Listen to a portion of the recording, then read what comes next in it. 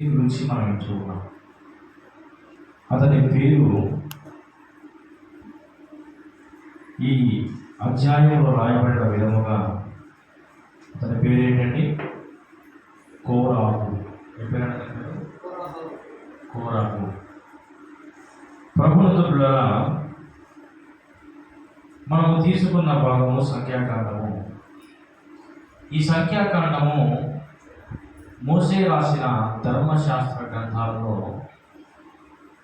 4వ ధర్మశాస్త్ర గ్రంథం సంఖ్యాకాండం. ఎవరు రాశారు అంటే మోసే రాయడం జరిగింది. అయితే క్రీస్తు శకం క్రీస్తు పూర్వం ఎప్పుడండి అంటే యేసుక్రీస్తు ప్రభుల వారు ఈ భూమికి రాక 1450 సంవత్సరాల క్రితం ఈ భూమికి రాకముందు 1450 సంవత్సరాల క్రితము అంటే 1410 నుండి 1450కి మధ్యలో ఈ యొక్క సంఖ్యాకాండము అనేటువంటి గ్రంథాన్ని రాశాడు. దాదాపుగా 36 అధ్యాయాలు 1287 వచనాలతో ఈ గ్రంథము ఉంది. ప్రభునందు పిల్లరా, ఈ గ్రంథములో ఇశ్రాయేలీయులు నిర్గమాకాండంలో మనం గమనిస్తాం కదా, ఇశ్రాయేలీయులు దాదాపుగా 400 సంవత్సరాలకు పైగా ఐగుప్తు బానిసత్వంలో ఉన్నప్పుడు మోషేను వారికి రక్షకుడిగా, మోషేకు సహకారంగా అహరోను వారికి రక్షకుడిగా పంపించి మోషే ద్వారా ఇశ్రాయేలీల ప్రజలను ఐగుప్తు బానిసత్వంలో నుంచి విడిపించడం జరిగింది. వారు ఐగుప్తు బానిసత్వంలో విడిపించబడిన తర్వాత దాదాపుగా ఎన్ని సంవత్సరాలు ప్రయాణం చేశారండి? ఎన్ని సంవత్సరాలు? 40 సంవత్సరాలు ప్రయాణం చేశారు. వాస్తవానికి ఐగుప్తు నుండి కానానుకు ప్రయాణం చేయాలంటే కేవలం 2 సంవత్సరాలు పడుతుంది అంతే, నడుచుకుంటూ వెళ్తే. ఎన్ని సంవత్సరాలు అండి? మరి ఎన్ని సంవత్సరాలు వారు ఎక్స్ట్రా నడిచారు? 38 సంవత్సరాలు వారు ఎక్స్ట్రాగా నడిచారు. ఎందుకంటే ప్రభుత్వారా వారు మోషేకు అహరోనులకు తిరుగుబాటు చేయడం కారణం చేత దేవునితో కూడా ఎదురు తిరగడం చేత వారికి 38 సంవత్సరాల ప్రయాణాన్ని ఇచ్చినట్లుగా మనం చూస్తూ ఉన్నాం. అయితే ప్రభుత్వారా సీనాయి కొండ నుండి వారు బయలుదేరారు. ఎక్కడి నుంచి బయలుదేరారు? సీనాయి కొండ నుండి మోయాబు మైదానంలో, సీనాయి కొండ మొదలుకొని మోయాబు మైదానంలో అంటే కానాను సరిహద్దు ప్రాంతం వరకు ఉన్న చరిత్ర అంతా ఈ సంఖ్యాకాండంలో ఉన్నది. ఇక్కడ నుంచి సీనాయి కొండ మొదలుకొని మోయాబు మైదానంలో అనగా కానాను సరిహద్దు గల ప్రాంతం వరకు వారు చేసిన ప్రయాణం, అక్కడ జరిగినటువంటి విషయాలు, వారి యొక్క అవిశ్వాసము, వారి యొక్క తిరుగుబాటు, అలాగే దేవుని యొక్క నమ్మకత్వం, జనాభా లెక్కలు, దేవుని ఆజ్ఞలు, ఇవన్నీ కూడా ఈ సంఖ్యాకాండంలోనే మనకు కనబడతాయి. అయితే ప్రభుత్వారా మనం గమనించినట్లయితే ఈ సంఖ్యాకాండంలో 16వ అధ్యాయాన్ని మనం చదివాము. కోరహు గురించి మనం ఈరోజు వింటున్నాము. ప్రభుత్వారా ఈ కోరహు ఎవరు అంటే మొదటి వచనంలోనే మనకు కనబడుతూ ఉంది. చదవండి. ఎవరంట? ఇతని ముత్తాత పేరు ఏంటంట? ఈ లేవి ఎవరు అసలు? ఈ కోరహు యొక్క ముత్తాత పేరు లేవి. మరి లేవి ఎవరు? యాకోబు కుమారుల్లో ఒకరు. అయితే ప్రభుత్వారా కోరహు యొక్క ముత్తాత పేరేమో లేవి. మరి ఇతని తాత పేరేంటి? ఇతని తాత పేరు కహాతు. అంటే యాకోబు యొక్క కుమారుడు లేవి, లేవి యొక్క కుమారుడు కహాతు, కహాతు యొక్క కుమారుడి పేరు ఏంటంటే ఏంటండి? ఇస్హారు. ఏ పేరండి? ఇస్హారు. ఆ ఇస్హారు యొక్క కుమారుడే ఈ కోరహు. ఇతను ఏ వంశములకు చెందినవాడండి? లేవి వంశములకు చెందినటువంటి వాడు. అయితే ప్రభువుల ద్వారా ఈ కోరహు గురించి మనం ఆలోచన చేసినట్లయితే,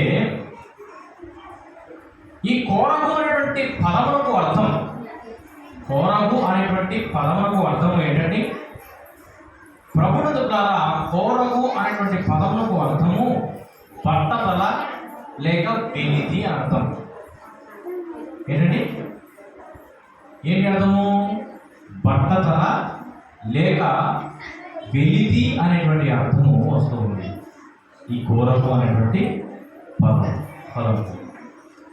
అయితే ప్రభువుల ద్వారా మరి ఈ కోరహు ఏం చేశాడు అన్నది కొన్ని పాయింట్ల ద్వారా మనం తెలుసుకుందాము. కోరహు చేసిన పనికి చివరికి వారు ఏమయ్యారు అన్నది కూడా మనం ఈరోజు తెలుసుకోబోతున్నాం. ఒక 4 పాయింట్లు మనం వింటున్నాము. మొట్టమొదటిగా కోరహు చేసిన పని ఏంటి అంటే, అక్కడ 2-3 వచనాలు మనం మొదటి చదువుతున్నాం. ఇస్రాయేలు కుమారులకు కోరహు రూబేనీయులలో ఏలీయాబు కుమారులైన దాతాను అబీరాములను. ఎవరెవరు? కోరహు, ఏలీయాబు కుమారులైన రూబేనీయులలో ఒక గోత్రము లేవి గోత్రం, ఇంకో గోత్రం ఏంటి? రూబేను గోత్రం.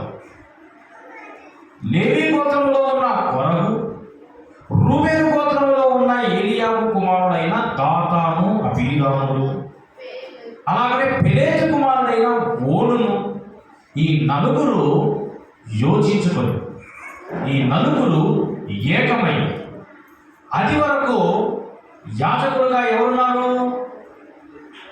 అహరోను ఉన్నాడు.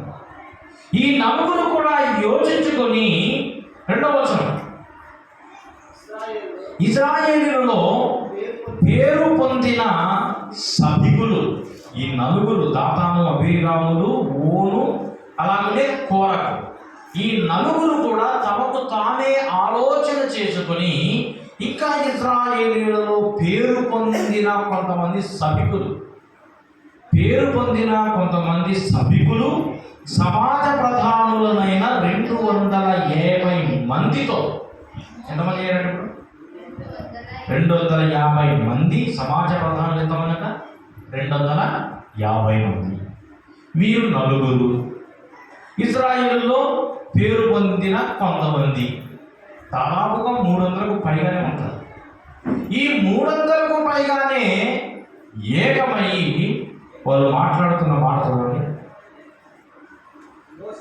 మోసే అహరోనులకు విరోధముగా, అంటే మోసే అహరోనులకు విరోధముగా పోబడి, మీతో మాకిక పని లేదు. ఏమంటారండి? ఈ సర్వ సమాజంలోని ప్రతి వాడును పరిశుద్ధుడే, యెహోవా వారి మధ్య ఉన్నాడు. చూడండి ప్రభుత్వారా, మనం ఇక్కడ గమనించినట్లయితే మొదటి పాయింట్, ఈ కోరహు కుటుంబము పతనముగా కావడానికి గల కారణంలో మొట్టమొదటి పాయింట్ ఏంటి అంటే, ఈ కోరహు ఏమనుకున్నాడు? ఈ కోరహు తమకు తామే పరిశుద్ధులము అనుకున్నారు. ఏమనుకున్నారండి? నేను పరిశుద్ధులను అనుకున్నాడు కోరహు. చూడండి ప్రభుత్వారా, ఇక్కడ మనం గమనించినట్లయితే తమకు తాము, వీరందరూ కూడా మోసే అహరోనులకు విరోధముగా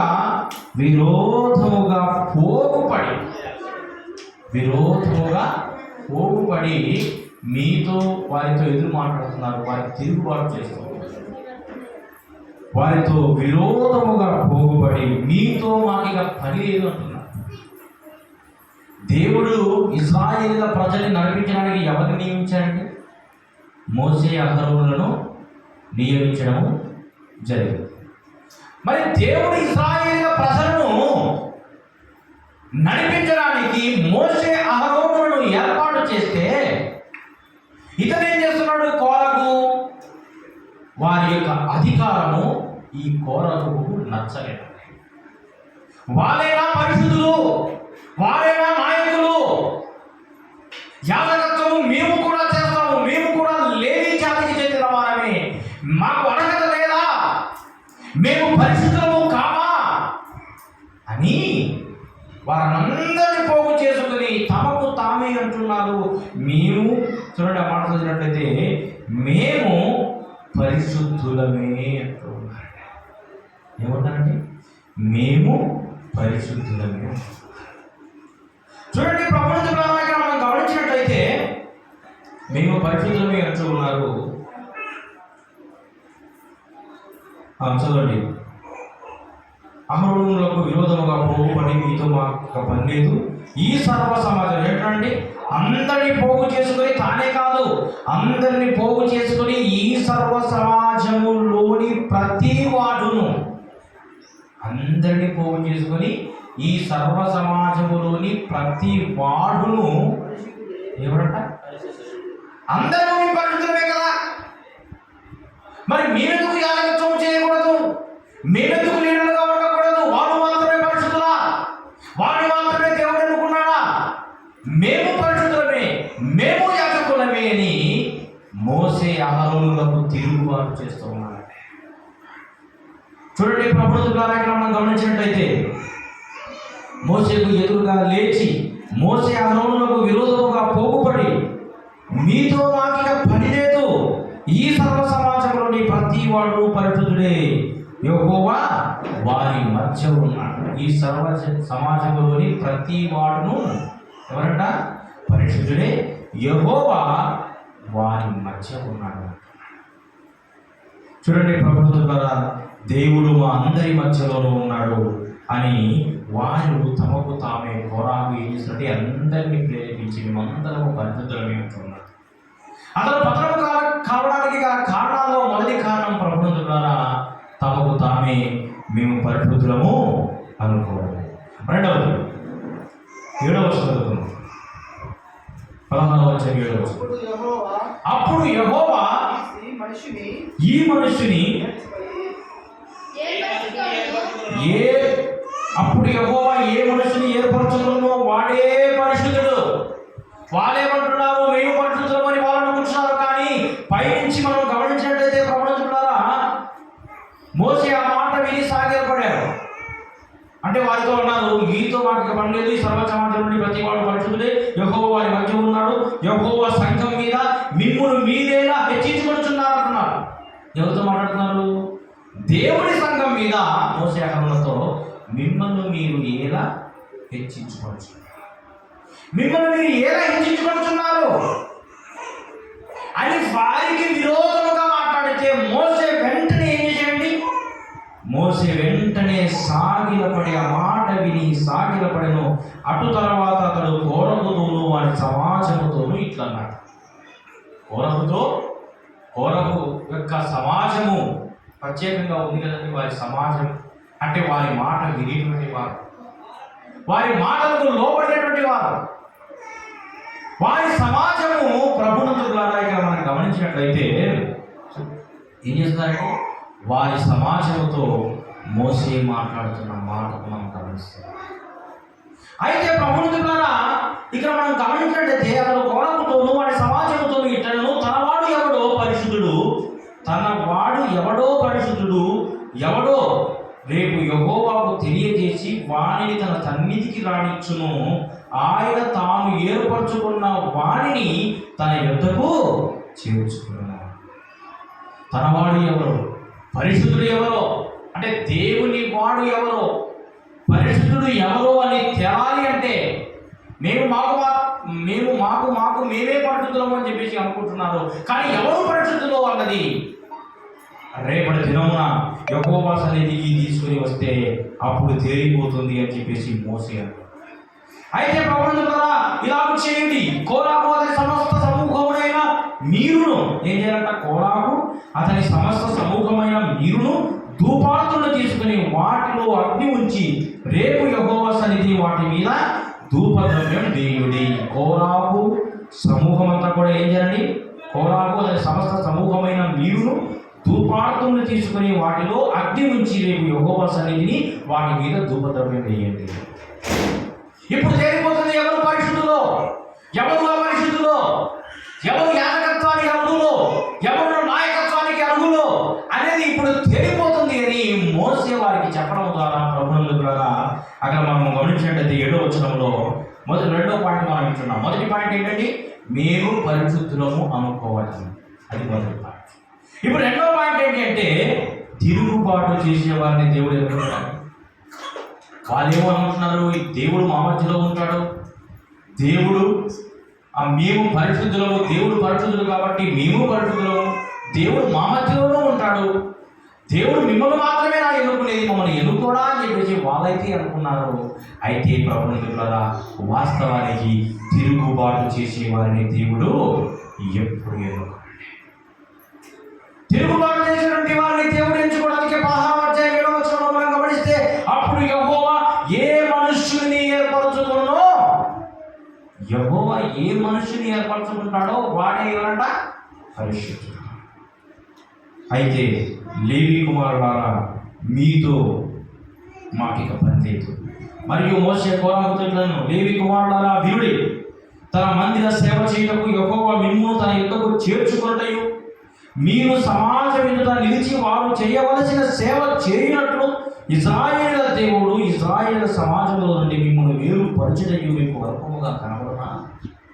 అలాగనే ఆయన నిన్నును నీతో లేవీయులైన నీ గోత్రపు వారినందరినీ చేర్చుకున్నాను కదా. నిన్ను చేర్చుకుంటాడు, నీతో పాటు ఉన్నటువంటి లేవీ గోత్రులందరినీ చేర్చుకుంటాడు కదా. అయితే మీరు ఏం కోరుకుంటున్నారంట? యాజకత్వము. అయితే మీరు యాజకత్వము కూడా కోరుచున్నారు. మొట్టమొదటి పాయింట్ మేము పరిశుద్ధులము అనుకుంటున్నాం. రెండవది ప్రభుత్వాల యాజకత్వము కోరుచున్నారు. నాయకులుగా ఉండాలని కోరుకుంటున్నారు. దేవుడు ఎవరిని ఎప్పుడు నాయకులుగా ఎంచుకుంటాడో, దేవుడు ఎవరిని ఏ విధంగా వాడుకుంటాడో, దేవుడి దృష్టికి ఎవరైతే పడతారో అటువంటి వారిని మాత్రమే దేవుడు ఏర్పాటు చేసుకుంటాడు. కానీ మీరు సొంత ప్రయత్నాల్లో మాకు మేమే పరిశుద్ధులము, మమ్మల్ని దేవుడు ఎందుకు ఏర్పరచుకోడు అని అనుకుంటూ ఇష్టానుసారంగా ప్రవర్తిస్తున్నాడు. రెండో పాయింట్ తిరుగుబాటు చేసేవారిని దేవుడు ఎప్పుడూ ఎంచుకున్నాడు. అయితే ఎవరిని ఏర్పరచుకునే వాడే పరిశుద్ధుడు. మూడో పాయింట్ మనం గమనిద్దాం. సంఖ్యాకాండం 16వ అధ్యాయం 12వ వచనం. సంఖ్యాకాండం 16వ అధ్యాయం 12వ వచనం. అప్పుడు మోషే ఏలీయాబు కుమారుడైన దాతాను అబీరాములను పిలువనంపించెను. చూడండి ప్రభువులారా, వారు యాజకత్వాన్ని కోరుకున్నారు. వారు మాకు మేము పరిశుద్ధులము అనుకున్నారు. వారు మోసే అహరోనులకు తిరుగుబాటు చేశారు. వారికి తిరుగుబాటు చేశారు అంటే దేవునికి తిరుగుబాటు చేశారు. తిరుగుబాటు చేసినప్పటికీ కూడా ప్రభువులారా దేవుడు ఒక అవకాశాన్ని వారికి ఇచ్చాడు. ఒకవేళ వీరికి చెబితే ఇక్కడైనా తన మనసును మార్చుకుంటారేమో అని దేవుడు వారికి ఒక అవకాశం ఇచ్చాడు. ఏంటి అవకాశం అంటే 16వ అధ్యాయం 12వ వచనంలో మనం చదువుతున్నాం కదండి. అప్పుడు మోసే ఏలీయాబు కుమారులను మోసే ఏలీయాబు కుమారులైన దాతాను అబీరాములను పిలిపించెను. అయితే వారు మేము ఏమంటారండి? అయితే వారు అంటున్నారు మేము రాము అంటున్నారు. ఏమంటారండి? వారిని పిలిపించాడు. దాతాను అభిరాములను పిలిపించినప్పటికీ కూడా వాళ్ళు ఏమంటున్నారు? వాళ్ళు పిలిస్తే కూడా వారు రాము. ఈ కోరపు మాటలు విని వాళ్ళు ఏం చేశారంటే మోసే అహరోనులకు తిరుగుబాటు చేశారు.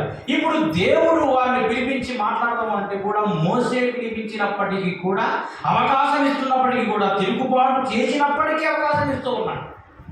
మరి అవకాశం ఇచ్చినప్పటికీ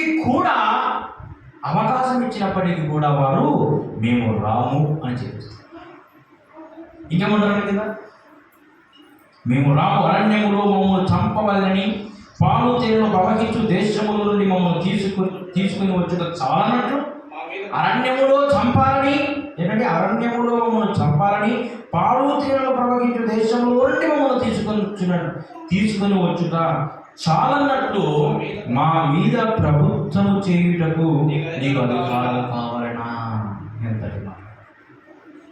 నువ్వు పిలిస్తే మేము ఎందుకు రావాలి? నువ్వేమైనా మాకు అధికారివా? నువ్వేమైనా మాకు నాయకుడివా? నీవు పరిశుద్ధమే, నేను పరిశుద్ధమే. నీ మధ్య దేవుడు ఉన్నాడు, నా మధ్య దేవుడు ఉన్నాడు. నీలో దేవుడు ఉన్నాడు, నాలో దేవుడు ఉన్నాడు. నువ్వు పిలిస్తే మేము ఎందుకు రావాలి? మేము రాము. మా మీద అధికారం చలాయించడానికి నువ్వు ప్రయత్నం చేస్తున్నావా? నీకు అధికారం కావాలనా అంటూ ఇంకేమంటానంటే 14వ వచనంలో, అంతేకాదు నీవు పాలు తేనెలు ప్రవహించే దేశం నుండి మమ్మల్ని తీసుకొని రాలేదు. నీవు పాలు తేనెలు ప్రవహించే దేశం నుండి మమ్మల్ని తీసుకొని రాలేదు. పొలములు, ద్రాక్ష తోటలు గల స్వాస్థ్యం మాకు ఇయ్యలేదు. ఇంకేమంటే, ఈ మనుషుల కన్నులను ఊడతీయుదువా? మేము రాము అని అంటున్నాడు. చూడండి, ప్రభుత్వ తిరుగుబాటు చేసినప్పటికీ, తమకు తామే పరిశుద్ధమని అన్నప్పటికీ కూడా, విరోధముగా మాట్లాడినప్పటికీ, అనేకుల్ని దాదాపుగా 300 మందికి పైగా ఏర్పాటు చేసుకొని మోసే అహరోనులకు విరోధముగా మాట్లాడినప్పటికీ దేవుడు వారికి ఒక అవకాశం ఇస్తూ ఉన్నాడు. ఈ అవకాశం వారికి వచ్చినప్పుడు వారితో తాము సరి చేసుకుంటారేమో, వారు బాగుపడతారేమో అని చెప్పేసి దేవుడు వారికి ఒక అవకాశం ఇస్తే, ఆ అవకాశాన్ని కూడా వాళ్ళు ఏం చేస్తారండి? అవకాశాన్ని కూడా వాళ్ళు ఏమంటున్నారు? ఏమాత్రము కూడా మేము రాము అంటున్నారు. అయితే ప్రభుత్వ దేవుడు ఒకవేళ నీకు అవకాశం ఇచ్చినప్పటికీ కూడా నీవు రాలేకపోతున్నావేమో, ఒక్కసారి నువ్వు జ్ఞాపకం చేసుకో. అయితే ఈ తిరుగుబాటు వలన వచ్చేటువంటి ఫలితాన్ని కూడా మనం విందాము. 32వ వచనం, భూమి తన నోరు తెరిచి, చూడండి 27 నుంచి మనం చదువుకుందాము. కాబట్టి వారు కోరాగు, దాతాను, అభిరాముల నివాసముల యుద్ధ నుండి ఇటు అటు లేచిపోగా, దాతాను, అభిరాములను, వారి భార్యలను, వారి కుమారులను, వారి పసిపిల్లలను తమ గుడారముల ద్వారా నిలిచి, మోసే ఈ సమస్త కార్యములను చేయుటకు యెహోవా నన్ను పంపిననియు, నా అంతట నేనే వాటిని చేయలేదనియు దీని వలన మీరు తెలుసుకుందరు. అంటే వారిని తిరుగుబాటు చేసేటువంటి వారిని దేవుడు ఏం చేయబోతున్నాడు? నాశనం చేయబోతున్నాడు. వారి కుటుంబం అంతటిని, వారి సమూహం అంతటిని కూడా ఆయన నాశనం చేయబోతున్నాడు. అయితే మోషే అంటున్నాడు, ఆ మాట వాళ్ళు ఎప్పుడైతే రాము అన్నారో, రామన్నప్పుడు 15వ వచనాన్ని మనం గమనిస్తే, అందుకు మోషే మిక్కిలి కోపించి, నీవు వారి నైవేద్యమును లక్ష్య పెట్టకము, ఒక్క గాడిదను వారి యుద్ధ నేను తీసుకోలేదు, వారిలో ఎవరికి నేను హాని చేయలేదని యెహోవా యుద్ధ వారిని చేశాను. వారేమో మోసేకే తిరుగుబాటు చేస్తున్నారు, మోసేకి వారు ఎదురు మాట్లాడుతూ ఉన్నారు, మోసే మీద వారు కక్ష పెంచుకున్నారు. కారణం ఏంటి అంటే వారు పరిశుద్ధులు అనేటువంటి గర్వం. కారణం ఏంటి అంటే ప్రభుత్వారా, వారు యాజకత్వాన్ని కోరుకోరు. అందుకు మోసే ఎంతో వేదన పడి బాధపడుతూ ప్రార్థన చేశాడు. వారి నైవేద్యాన్ని లక్ష్య పెట్టడు. వారి నుంచి నేను ఏమీ ఆశించలేదే, ఒక గాడిదను ఆశించలేదు, ఒక గాడిదనైనా వారి యుద్ధాన్ని తీసుకోలేదు, వారిలో ఎవరికి నేను ఎటువంటి హాని చేయలేదు అని యెహోవా యుద్ధ మనవి చేశాడు. మోసే కోరకుతో, నీవును నీ సర్వ సమూహం అనగా నీవును వారిని రాహులను రేపు యెహోవా సన్నిధిని నిలువవలను అని చెప్పాడు. యెహోవా సన్నిధి నిలవబడినప్పుడు అప్పుడు 17వ వచనంలో, మీలో ప్రతి వాడు తన ధూపార్తిని తీసుకొని వాటి మీద ధూప ద్రవ్యం వేసి, ఒక్కొక్కడు తన ధూపార్తిని పట్టుకొని 250 ధూపార్తులను యెహోవా సన్నిధికి తేవలను, నీవు అహరోను ఒక్కొక్కడు తన ధూపార్తిని తేవలనని చెప్పాడు.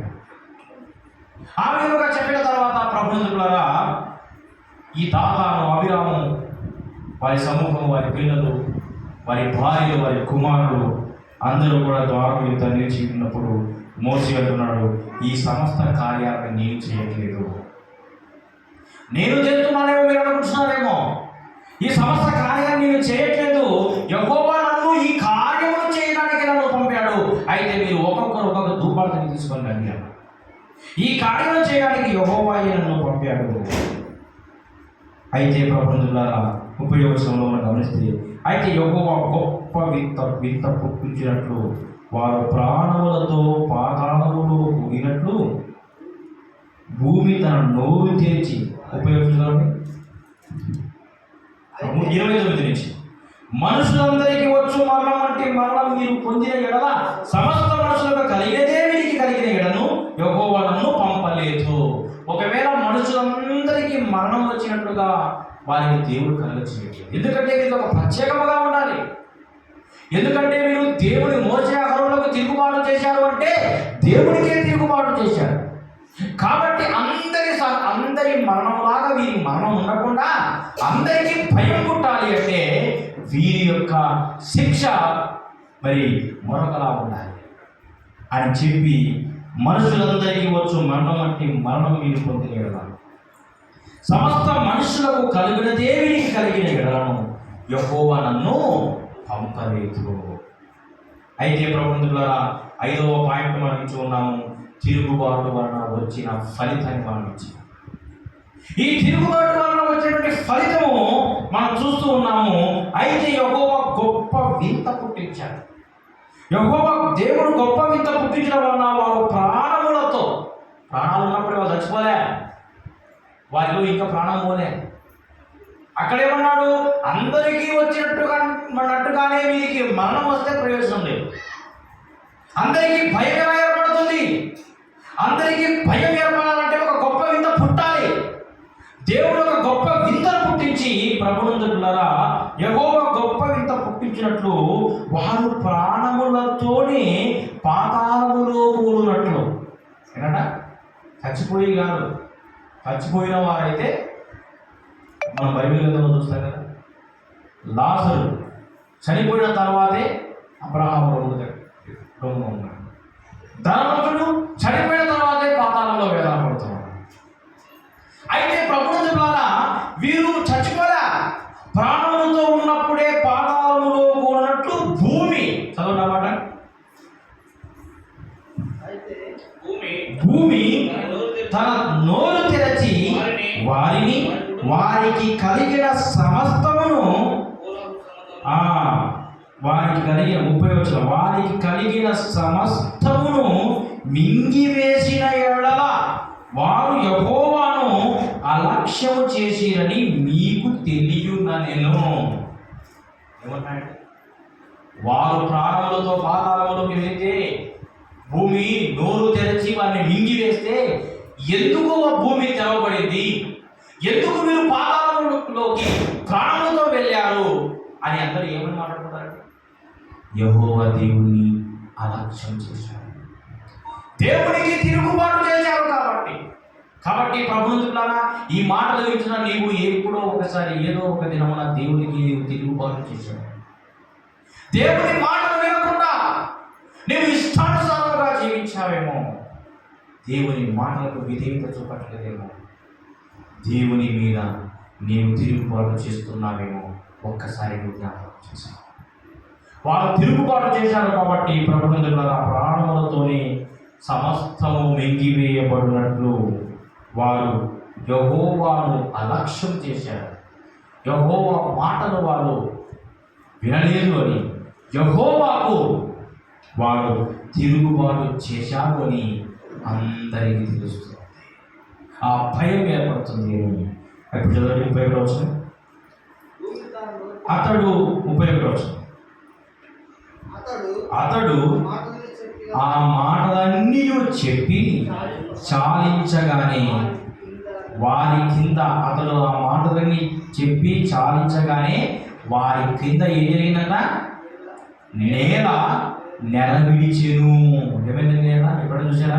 భూమి చీరడం, భూకంపాలు వచ్చినప్పుడు ఏం జరుగుతుందంటే భూమి ఏమైపోతుంది? చీలిపోతుంది. ప్రభువుల ద్వారా ఒక ఇద్దరు ఇలా నిలబడ్డారంటే ఎదురుగా భూమి మధ్యలోకి చీలిందంటే ప్రభువుల ఇతరులు అవతల రాలేడు, అతను ఇతరులకి వేరైపోతారు. భూమి చూడండి, నేల విడిచెను. వారికి కలిగిన ఫలితం దేవుని మీదనే వారు తిరుగుబాటు చేశారు కాబట్టి, తమకు తామే వారు పరిణుతులు అనుకున్నారు కాబట్టి, మోసే అహరోనులకు విరోధులుగా వారు పోగు చేయబడ్డారు కాబట్టి ప్రభువుల ద్వారా భూమి నేల ఆ భూమి నెల విడిచి ఏం జరిగిందండి? 32వ వచనం, భూమి తన నోరు తెరచి వారిని, ఎవరెవరండి? భూమి తన నోరు తెరిచి వారిని, ఎవరిని? వారిని అంటే ఎవరెవరండి? కోరహును, దాతాను, అభిరాములు, అలాగే కొంతమంది వారి మాట విన్నవారు, వీరందరూ వారి కుటుంబములతో సహా వారి కుటుంబములను, కోరకు సంబంధులందరినీ, ఇంకేంటంటే వారి సమస్త సంపాద్యమును ఏమైందండి? భూమి మింగివేసి వారు పాతాళములోకి పడిపోయారండి. భూమిలోకి వారు పడిపోయారు. 31వ వచనం, వారును వారి సంబంధులందరూ ప్రాణముతో పాతాళములో కూలిరి, భూమి వారిని మింగివేసెను, వారు సమాజములో ఉండకుండా నశించారు.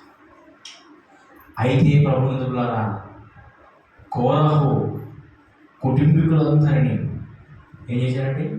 దేవుడు నాశనం చేశాడు. దాతాను, అభిరాముల కుటుంబాలను దేవుడు ఏం చేశాడండి? నాశనం చేశాడు. అందరినీ అంటే ప్రభువులారా, ఆ కుటుంబంలో ఎవరైతే దేవునికి తిరుగుబాటు చేశారో వారిని మాత్రమే. తిరుగుబాటు చేయని వాళ్ళు కూడా ఉన్నారు కోరాకు కుటుంబాల్లో. వాళ్ళు కీర్తనల గ్రంథంలో కొన్ని కీర్తనలు రాశారు. ప్రభువులారా, ఆ కోరాకు కుమారులు మనం గమనించినట్లయితే అస్సీరు, ఎల్కానా, అబీయాసాపులు వారు తప్ప, అంటే కీర్తన గ్రంథంలో కొన్ని రాశారు కదా, దుప్పి నీటి వల్ల భాషపడినట్టు నా ప్రాణం దేవాలయం దృష్టిని ఎవరు రాశారు? ఈ కోరాకు కుమారులే రాశారు. వాళ్ళు తర్వాత మందిర సేవ చేశారు. కానీ తండ్రి యొక్క బుద్ధులు, తండ్రి యొక్క ఆలోచనలు కుమారులకు రాలే.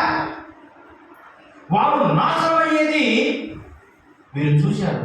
వారికి కూడా భయం ఏర్పడింది. తర్వాత మందిర సేవ చేయడానికి వారు ముందుకు వచ్చారు. కీర్తన గ్రంథాన్ని కూడా వారు రాయడం జరిగింది. ఆ తిరుగుబాటు విషయంలో దూరం ఉన్నారు. అయితే తిరుగుబాటు చేసినటువంటి వారందరూ కూడా సమస్త సంపాద్యమందులను కూడా మింగివేసెను, వారును వారి సంబంధులందరూ ప్రాణములతో పాతాళములో కూలి. ఎక్కడ కూలారండి? పాతాళములో కూలి, భూమి వారిని మింగివేసెను, వారు సమాజములో ఉండకుండా నశించిపోయారండి. ఏం జరిగిందండి? తిరుగుబాటు యొక్క ఫలితం భూమి నోరు తెరిచి వారిని మింగివేసింది. మరొక తిరుగుబాటు యొక్క ఫలితాన్ని మనం కింద గమనిద్దాం. 35వ వచనం, 34. వారి చుట్టూ ఉన్న ఇశ్రాయేలు అందరూ కూడా వారి ఘోష విన్నారు. వారి ఘోష విని, అయ్యో దేవునికి తిరుగుబాటు చేస్తే, దేవుని యాజకులకు, నాయకులకు తిరుగుబాటు చేస్తే ఇదిగో ఇటువంటి సంఘటన మనకు జరుగుతుందేమో అని చెప్పేసి వాళ్ళందరూ కూడా ఘోష విని, భూమి మనల్ని కూడా మింగివేస్తుందేమో. అందరికీ చూడండి, కల్లారా వారికి చెప్పాడు మీరు నాశనం అవుతారు అని. కల్లారా వాళ్ళు చూశారు. కల్లారా చూసినప్పుడు ఎంత భయం వేస్తుంది. వాళ్ళందరికీ భయం వేసింది. ఘోష, వారి యొక్క ఘోష కేకలేస్తారు కదండి. భూమి వేసినప్పుడు అయ్యో మమ్మల్ని రక్షించండి, అయ్యో మమ్మల్ని రక్షించండి అని ఆ కేకలు విన్న వాళ్ళందరిలో కూడా ఒక భయం ఏర్పడింది. ఆ ఘోషను విన్నారు. ఘోష విని భూమి మనల్ని కూడా ఎక్కడ ముంగి వెళ్తుందేమో అని చెప్పేసి అనుకోవచ్చు. వారు ఏమయ్యారండి? పారిపోయారండి. ఎవరెవరు? కోరాకు, తిరుగుబాటు చేసినప్పుడు కోరాకు, వారి యొక్క కుటుంబము, దాతాను, అభిరాముల కుటుంబము, అలాగనే ఇశ్రాయేలులో కొంతమంది పెద్దలు, వీళ్ళందరూ కూడా భూమిని నెరవేర్చి వారిని చంపేశారు. మరి ఇంకా కొంతమంది ఏర్పాటు చేసుకున్నాడు కదా. దేనికి?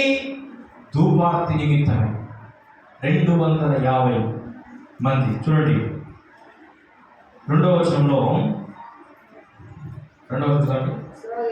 ఇశ్రాయేలులో పేరు పొందిన సభికులు. మనం పైనుంచి గమనించినట్లయితే కోరహు, రూబేనీయుల్లో ఏలియాబు కుమారులైన దాతాను, అభిరాములు, పెలెతు కుమారులైన ఓను, ఇశ్రాయేలులో పేరు పొందిన సభికులు, వీళ్ళందరూ కూడా ఎక్కడ ఉన్నారు? భూమి నెరవేర్చి వారిని మింగివేసి. ఇప్పుడు ఇంకా ఎవరున్నారు? అక్కడ రాయబడిన విధముగా ప్రభువులారా, సమాజ ప్రధానులైన 250 మంది. ఏంటండి? సమాజ ప్రధానులైన 250 మందికి ఏం జరిగిందో 35వ వచనంలో, మరియు యెహోవా యుద్ధ నుండి అగ్ని బయలుదేరిందండి. ఏం జరిగిందంటే 250 మంది ధూపాలు తీసుకుని వచ్చారు కదా ధూపం వేయడానికి. ఆ 250 మందికి మరియు యెహోవా యుద్ధ నుండి అగ్ని బయలుదేరి ధూపాలను తెచ్చిన ఆ 250 మందిని కాల్చివేశారు. కోరాహు మాటలు విన్న దాతాను అభిరాములు వారి కుటుంబాలతో సహా భూమి మింగివేశారు. కోరాహు మాటలు విన్న ఇశ్రాయేలు పెద్దలు భూమిని నెరవేర్చారు. కోరాహు మాటలు విన్న ఎవరండి?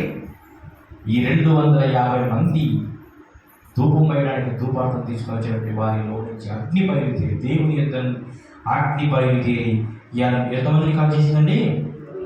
250 మందిని కాల్చి విషయం చూస్తున్నాం.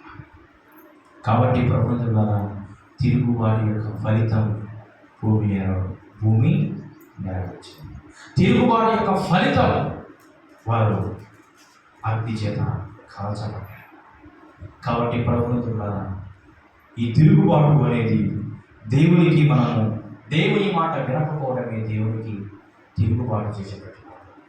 చెప్పిన పనిని చేయకుండా చేయవద్దన్న పనిని చేస్తూ దేవునికి తిరుగుబాటు మనం చేసాము అంటే మనము కూడా వాళ్ళు భూమి నెరవేర్చి పాతాళంలోకి వెళ్ళినట్టుగా వాళ్ళైతే ప్రాణాలతో పోయారో మనం ప్రాణాలతో పోలేకపోయినా ప్రాణాలు పోయిన తర్వాత మన ఆత్మలు పాతాళంలోకి వెళ్తాయి.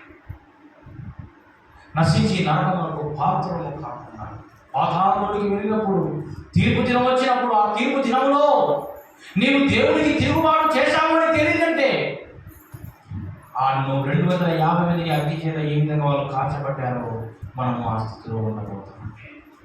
ఆ స్థితిలోకి మనం వెళ్ళకుండా యేసుక్రీస్తు ప్రభుల వారు ఈ భూమికి మనం ఎవరికి ప్రభుత్వంగా దేవుని మీద తిరుగుబాటు చేయకుండా మనము ఆయన ఎదుట పరిస్థితులుగా ఉన్నట్లయితే మనం నిత్య జీవనకు వారసులం అవుతాము.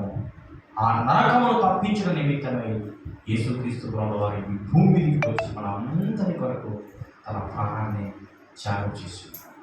కాబట్టి ప్రభుత్వ ద్వారా ఆయన 2వ రాకడ మన కొరకు రాకుతూ ఉన్నాడు. కాబట్టి ఒకవేళ ఇంకా నీవు ఆయనకు తిరుగుబాటు చూస్తున్నావు, ఆయన మాట వినకుండా ఈ నరకములకు పాత్రలు కాకుండా ఉండటం నిమిత్తమై ఆయనతో తిరుగుబాటు చేయకుండా ఆయన మాటలు వింటూ ఆయన ఇష్టానుసారం ఆయన చిత్త ప్రకారంగా నేను జీవించాలి అని మనం చేస్తుంది. దేవుడు తన మాటలు జీవించి ఆశ్రయించిన కాక ఆమె అందరూ మోకరించినట్లయితే తనలో వచ్చినట్లయితే ప్రార్థన చేసుకుందాం. విన్న వాక్యం నిమిత్తమై మనమందరం కూడా ప్రార్థన చేద్దాం. విన్న వాక్యం నిమిత్తమై అందరూ కూడా తనలో వచ్చినట్లయితే మోకరించినట్లయితే ఈరోజు కోరకుల గురించి మనం విన్నాం. కోరకుల గురించి మనం విన్నాము. ప్రభుత్వం కూడా కోరకుల గురించి మనం విన్నాము. ఈ కోరకు ప్రజలందరినీ ఏర్పాటు చేసుకుంటుంది.